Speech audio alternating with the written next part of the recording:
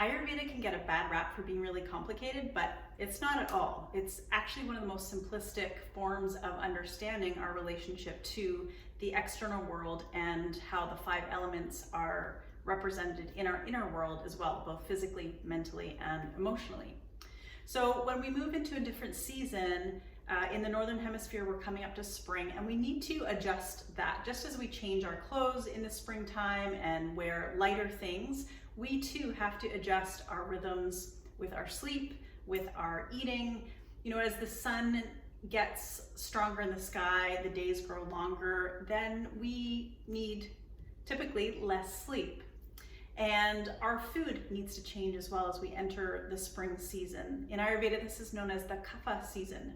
Kapha is connected to the elements of earth and water. When you mix those things together, you get a muddy substance.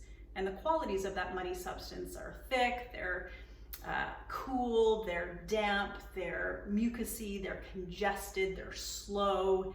So our diet is going to encourage the opposite qualities so that we can bring balance. So light things, warming things to heat up the density, the heaviness, and the coolness of the Kapha energy, that earth and water energy. Having things that are going to be supportive to the liver, help to detoxify the liver at this time of year, which is a very natural time to detoxify the organs from the long, heavy winter. And in the winter, we eat foods that are more dense, that are more protein rich, that are heavier in nature. And that's the natural thing to do. That's the way to take care of ourselves through the winter months. But as we move into spring, we're going to need more leafy greens. We're going to need things that naturally cleanse and detoxify the organs, like nettle, like dandelion.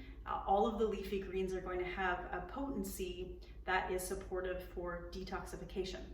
Doesn't mean you go overboard, because we want to always adapt and adjust according to your unique, specific constitutional type, whether you're more vata, air and ether, pitta, which is fire and a little water, or kapha, which is the earth and water. So the takeaway is that we eat seasonally, and then we bring in that layer of understanding specifically about our own unique individual constitution. So if you want to know more, feel free to check out madurimethod.com. I've got anything from short, do-it-yourself 7-module online programs to a 100-hour Ayurvedic yoga training. So I hope you love this information. If you're wanting for something in print, we've got a book called Your Irresistible Life, 4 Seasons of Self-Care through Ayurveda and Yoga Practices that Work. And that will give you a completely seasonal approach to not just your eating and your diet, but also your yoga, your meditation, your breathing practices, and self-care and beauty rituals. Much love to you, and namaste.